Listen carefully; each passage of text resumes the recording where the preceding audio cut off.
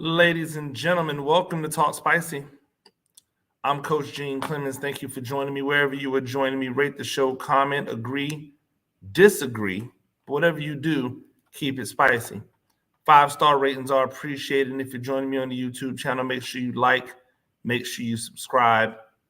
Let me just first start by sending my thoughts and prayers out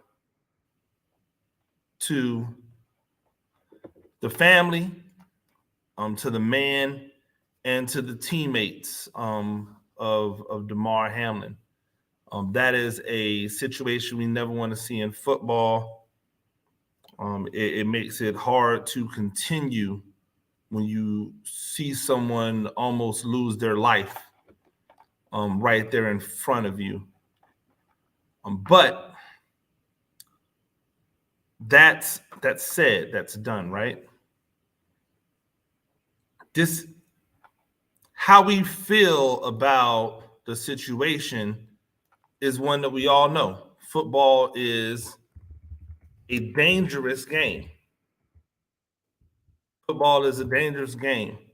I heard Ryan Clark say that at 24 years old, he did not know that he could die playing football. To me, just sounds like a lie. And I understand he was cooking, like he was given his take, and he was passionate. And so when you're passionate, sometimes you say things that, you say things that aren't true, right? Sometimes when you're passionate, you forget yourself and you say things that really are not true. And the truth is that there's no way you get to the age of 24 in football and not know that this game has life or death ramifications. At some point in Ryan Clark's life, he hit somebody low, or he hit somebody with his head down, because Ryan Clark played a reckless form of football. He admittedly says he had to. That's how he was able to make it, because he wasn't the biggest, and he wasn't the fastest, and he wasn't the strongest. These are all his words.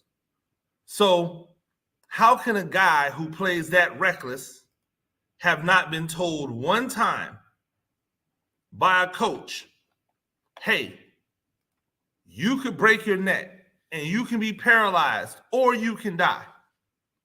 How can somebody who's played football all the way up to 24, because I'm assuming he learned at 24, you could die.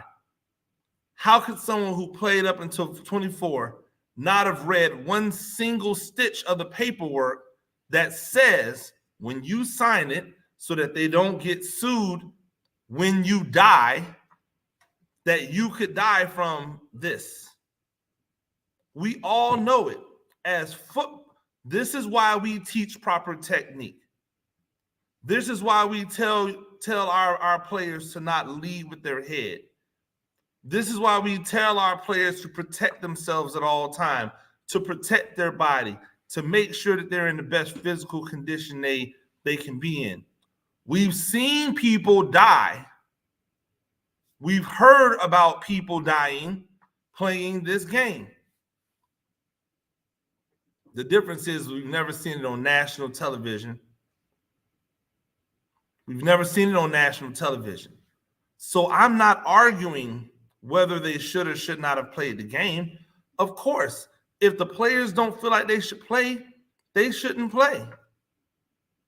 We should always be pro player, not just in this case, in all cases, right? We should always be pro player, because the NFL doesn't pay these guys.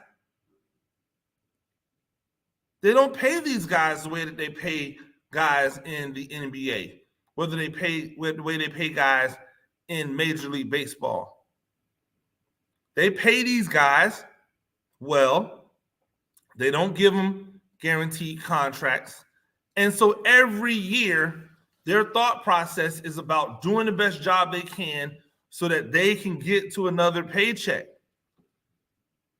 There is no security in football as a player outside of quarterback, where they're paying even if they're not really good. I just heard Lawrence Tynes say the most asinine thing. He said that the Giants have to pay Danny Dimes $200 million.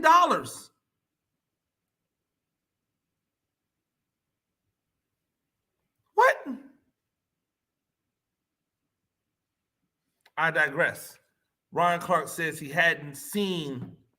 didn't know, that he could die playing this game at 24 years old.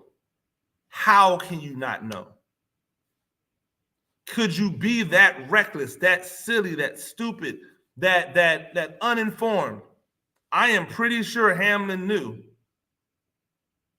At some point in his life, someone told him this could be an outcome.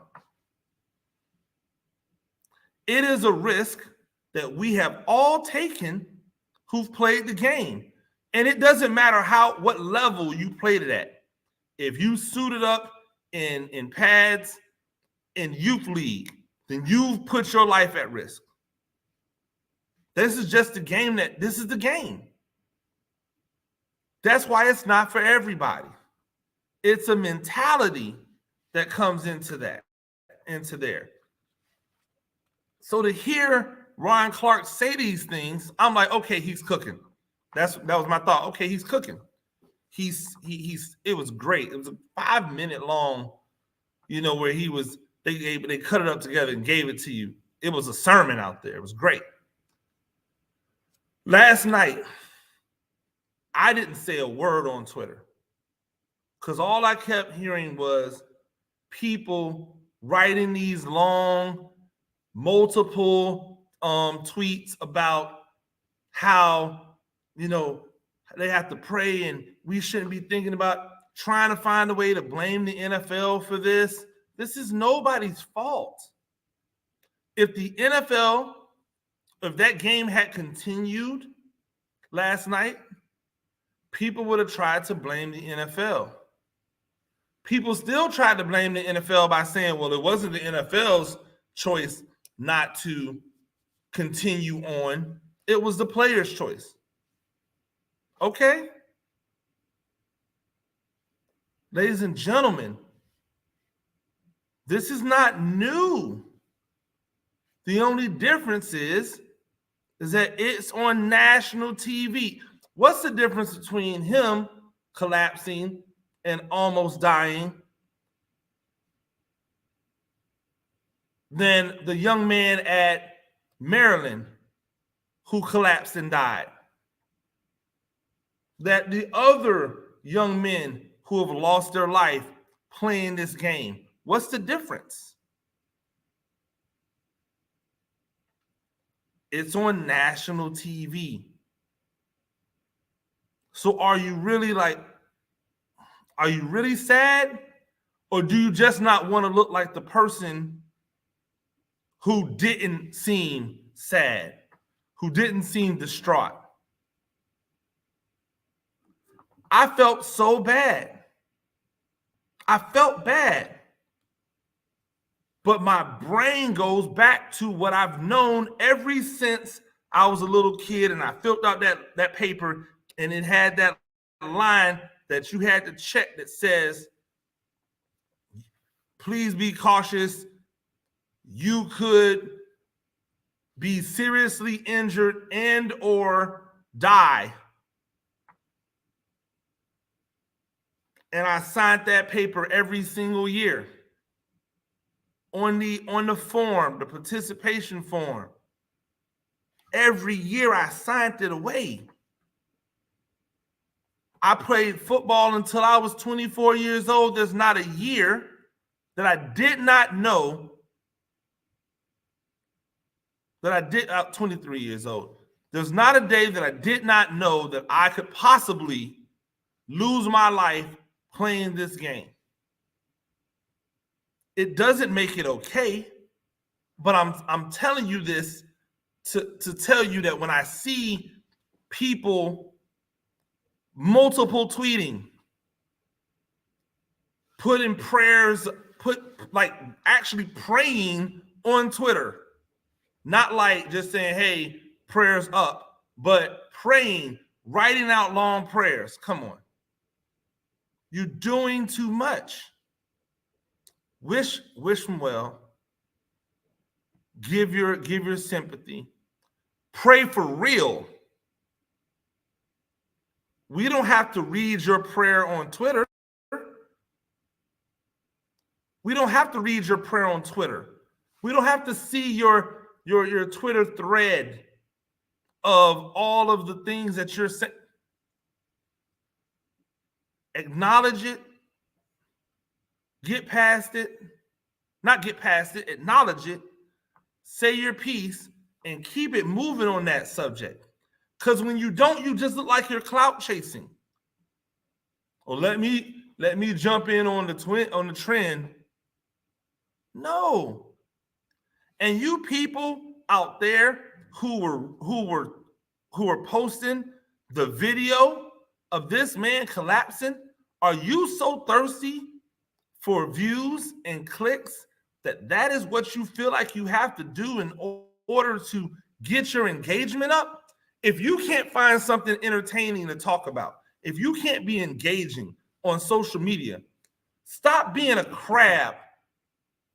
Stop being a crab. Stop being a bottom feeder and taking the opportunity to put this man's video, put the video of this man damn near losing his life on the field and posting it on Twitter to the point where people just had to come on and say, hey man, stop posting it. Do you guys not have any shame? And before you tell me it's your job, shut up. I know your job, and your job is not to post that type of stuff. The video people have gotten the message in the broadcast. Hey, we're not going to show that anymore. We're not going to show it anymore. We know what it was. We're not going to show it anymore. So for people to be out there still like trying to post a video because you know that in this sadistic world that we live in, it's going to get a ton of views, man, you're a sad soul. You are doing too much. We should not be trying to clout chase. We should not be trying to ride the trend.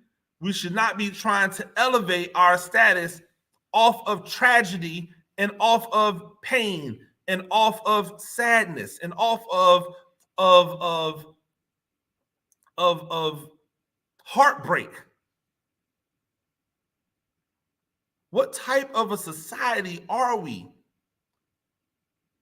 We always liken stuff with football to the gladiators days, the arena, the mob, right? The mob decides what's good and what's not good. Man, screw the mob. Let them go and research it on its own. You don't have to bring that information to them. You don't have to be the one to tell them or to show them what happened. Be better. Be better in the way in which we discuss and we talk about these tragedies, these sad moments. Be better about the way you report it, about the way you disseminate the information, because you look awful. You look like you're doing it just to have people say, look at me, not look at the situation. You want them to look at you. That's not what we're made for. That's not how we get down. You guys have to be better. Ladies and gentlemen, that's Talk Spicy. I'm Coach Gene Clemens. Do this thing a few times a week. Rate the show, comment, agree, disagree, but whatever you do, keep it spicy. 5-star ratings are appreciated. And if you're joining me on the YouTube channel, make sure you like, make sure you subscribe. Till next time, peace.